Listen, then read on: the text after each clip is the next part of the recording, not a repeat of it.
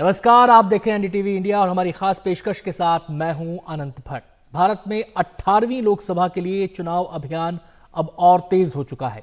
इस बीच अमेरिका में रहने वाले सैम पित्रोदा ने विरासत टैक्स पर ऐसा बोल दिया कि भारत में कांग्रेस की फजीहत होने लगी। पित्रोदा ने कहा कि अमेरिका में जिस तरह किसी आदमी के मरने के बाद उसकी संपत्ति का 45% हिस्सा ही बच्चों को मिलता है और बाकी सरकार के खजाने में चला जाता है, उसी तरह भारत में भी इस पर बहस हो। प्रधानमंत्री नरेंद्र मोदी ने एक तरफ जहां कांग्रेस को कटघरे में खड़ा कर दिया, वहीं यह भी साफ कर दिया कि भारत में पुरखों की दौलत पर कोई आंच नहीं आएगी। ये खास रिपोर्ट देखिए। America there is an inheritance tax. ये जनाब कांग्रेस के नेता हैं और विदेश में रहते हैं। इंडियन ओवरसीज कांग्रेस के चेयरमैन हैं। नाम है सैम पित्रोदा। चुनाव देश में हो रहा है और इस कांग्रेस के सैम ने अंकल सैम वाली जुबान बोलनी शुरू कर दी है। अंकल सैम, समझे ना? अरे वही अमेरिका।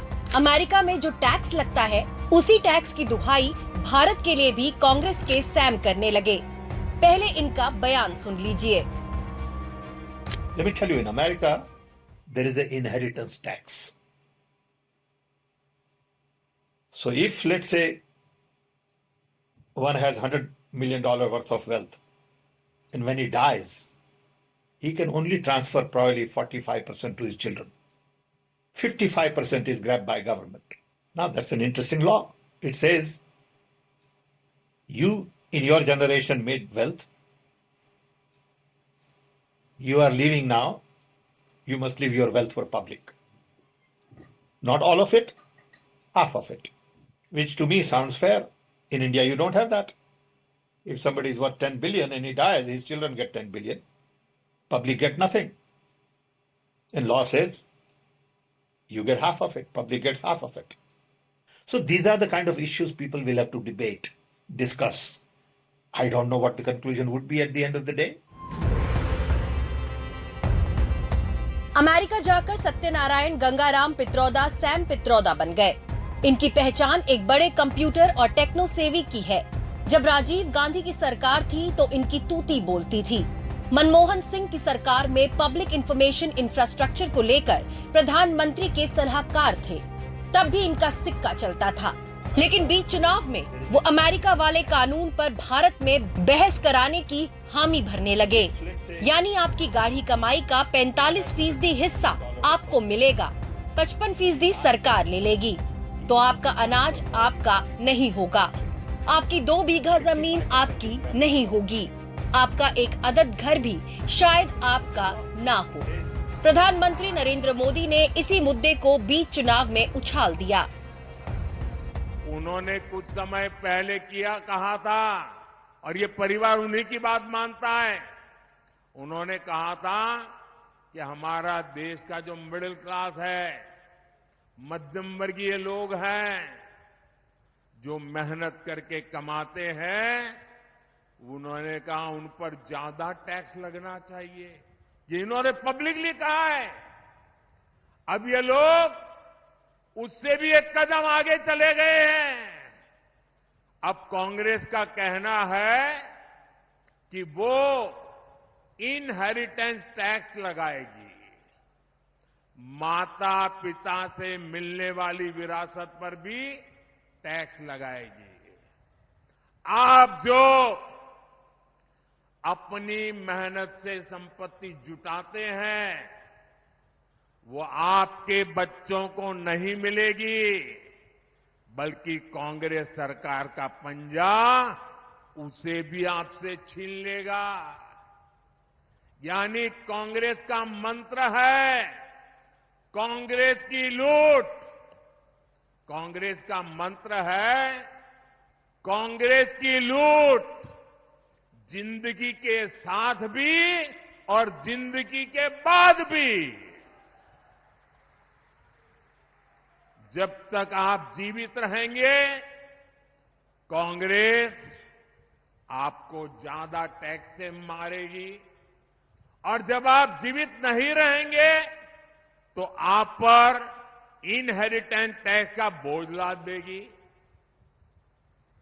जिन लोगों ने पूरी कांग्रेस पार्टी पैतृक संपत्ति मानकर अपने बच्चों को दे दी, वो लोग नहीं चाहते कि एक सामान्य भारतीय अपने बच्चों को अपनी संपत्ति दे। हमारा देश जो कुछ सैम पित्रोदा अंकल सैम वाले देश में अंग्रेजी में बोल रहे थे, उसे शुद्ध देसी हिंदी में प्रधानमंत्री नरेंद्र मोदी ने अपने मतदाताओं को समझा दिया। अब कांग्रेस को समझ में नहीं आ रहा है कि ये हुआ क्या, वो करे क्या।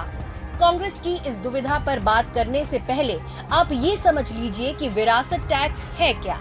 भारत में किसी आदमी की संपत्ति और पैतृक संपत्ति उसकी मृत्यु के बाद उसके बच्चों पोते पोतियों को स्वाभाविक रूप से ट्रांसफर हो जाती है, लेकिन अमेरिका जैसे इस पर टैक्स लगाते हैं जिसे विरासत टैक्स कहते हैं। अमेरिका के अलावा जापान, जर्मनी, इंग्लैंड और फ्रांस जैसे देशों में विरासत टैक्स लगते हैं। वो विरासत टैक्स 30 से 55% तक है, लेकिन भारत समेत रूस, पुर्तगाल, स्वीडन, हांगकांग और सिंगापुर जैसे देश हैं जहां विरासत टैक्स नहीं लगता। भारत में तो किसी एनआरआई को भी विरासत टैक्स नहीं देना पड़ता, यानी अमेरिका में रहने वाले सैम पित्रोदा को भी नहीं।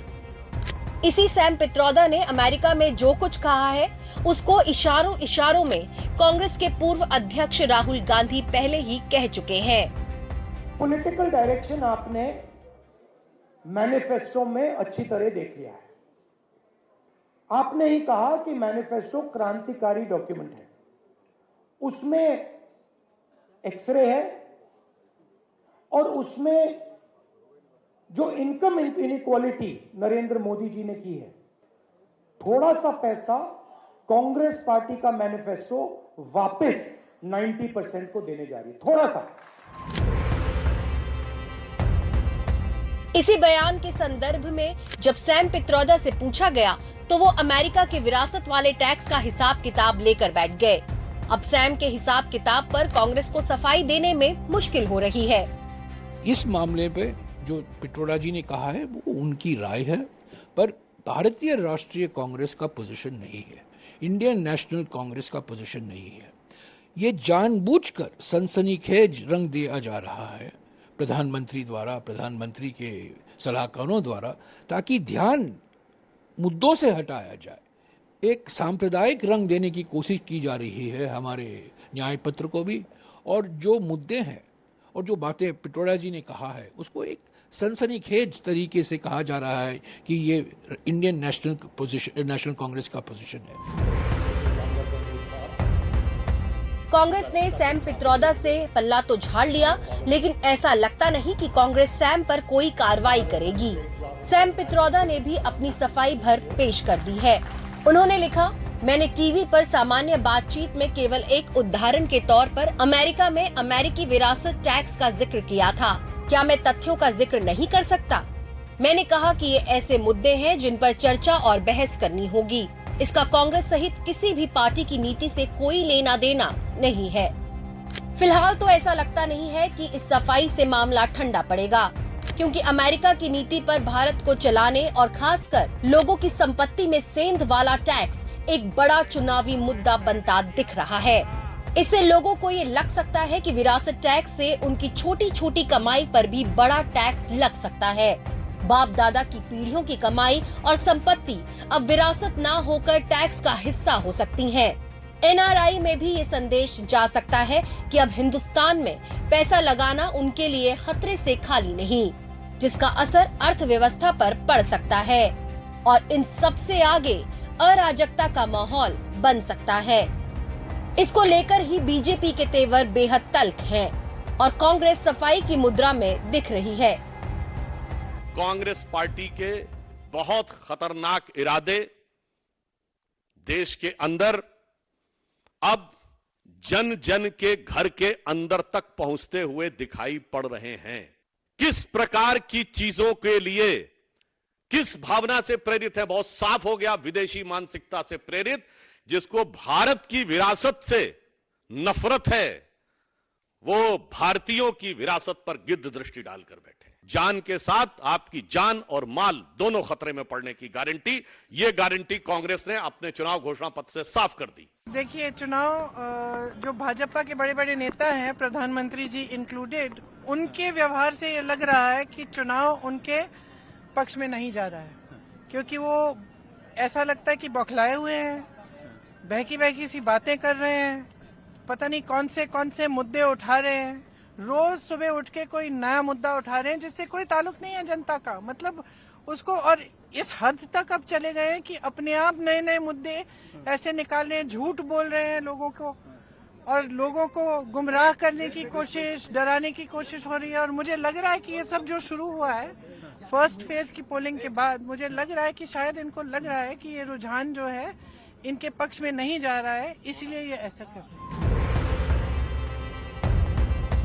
टैक्स फाउंडेशन की 9 साल पहले आई एक रिसर्च के मुताबिक एस्टेट या इनहेरिटेंस टैक्स खराब आर्थिक नीति को दर्शाता है। उस स्टडी में बताया गया था कि अगर अमेरिका एस्टेट टैक्स वसूलना बंद कर दे तो वहां 1.5 लाख नौकरियां पैदा होंगी और सालाना अमेरिका के खजाने में $8 बिलियन और जमा होता। यानी जो टैक्स अमेरिका के लिए खराब है, उसको सैम पित्रोदा भारत में लाने की वकालत कर रहे हैं। Bureau report, NDTV India.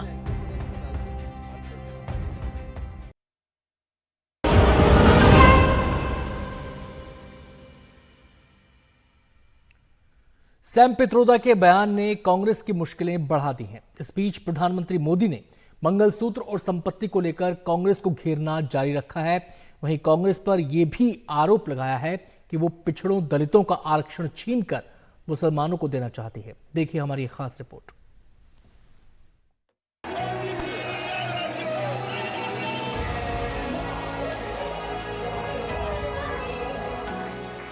2024 चुनावी मैदान में उतरने से पहले बीजेपी का संकल्प पत्र आया, जिसमें पहले पन्ने पर ही साफ साफ लिखा है मोदी की गारंटी। संकल्प पत्र के पन्ने पलटिए तो आपको विकास की तमाम संभावनाएं दिखेंगी। लेकिन कांग्रेस के घोषणा पत्र से जब बीजेपी का संकल्प पत्र टकराया तो प्रधानमंत्री नरेंद्र मोदी ने लोगों की संपत्ति के सवाल पर कांग्रेस को घेरना शुरू कर दिया। अगर एक घर गांव में है और एक घर आपने शहर में ले लिया, 2 घर है तो एक घर कांग्रेस ले लेगी, कांग्रेस की सरकार ले लेगी। अगर आपके पास 2 गाड़ी है तो एक गाड़ी कांग्रेस की सरकार ले लेगी। ये उन्होंने घोषित किया है। क्या आपको ये मंजूर है? क्या ये करने देंगे? क्या प्रधानमंत्री नरेंद्र मोदी ऐसा क्यों कह रहे हैं, इसका आधार कांग्रेस के घोषणा पत्र से ही निकलता है। कांग्रेस के घोषणा पत्र में लिखा है कि सत्ता में आने पर वो आय और संपत्ति की असमानता के मुद्दे पर विचार करेगी। साथ ही राष्ट्रीय स्तर पर आर्थिक और जातिगत सर्वे करवाने की बात भी कही गई है। कांग्रेस के घोषणा पत्र में ये भी कहा गया है कि बैंकों की ओर से अल्पसंख्यकों को बिना किसी भेदभाव के कर्ज मुहैया कराया जाएगा। साथ ही शिक्षा, स्वास्थ्य, सरकारी नौकरी, स्किल और खेल के क्षेत्र में वाजिब हिस्सेदारी दिलाने पर भी जोर होगा। अब मुझे फ्रैंकली जात में इंटरेस्ट नहीं है, मुझे इंटरेस्ट न्याय में है।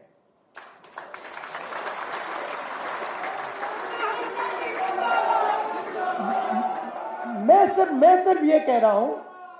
ये कह रहा हूं कि हिंदुस्तान में आज 90% के साथ अन्याय हो रहा है, भयंकर अन्याय हो रहा है।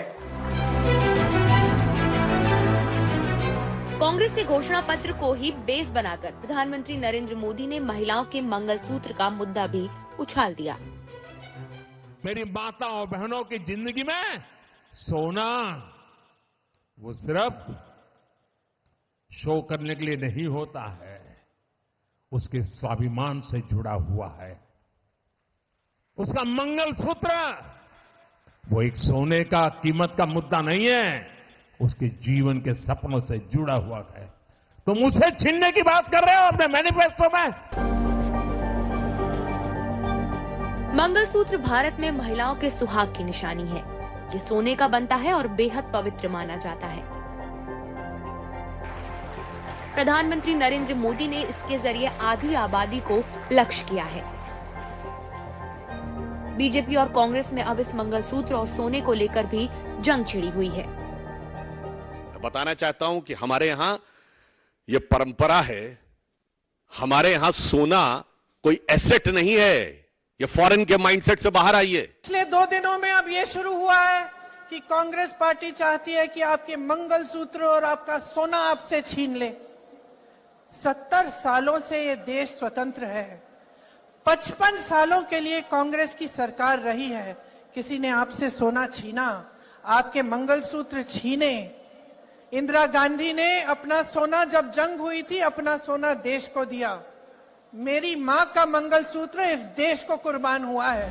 प्रधानमंत्री मोदी का पूरा जोर विकास के साथ विरासत पर भी रहता है। इसलिए वो एक तरफ 2047 तक विकसित भारत के संकल्प को सिद्धि में बदलना चाहते हैं, तो दूसरी तरफ अपने गौरवपूर्ण विरासत को भविष्य की थाती भी बनाना चाहते हैं। Bureau report, NDTV India.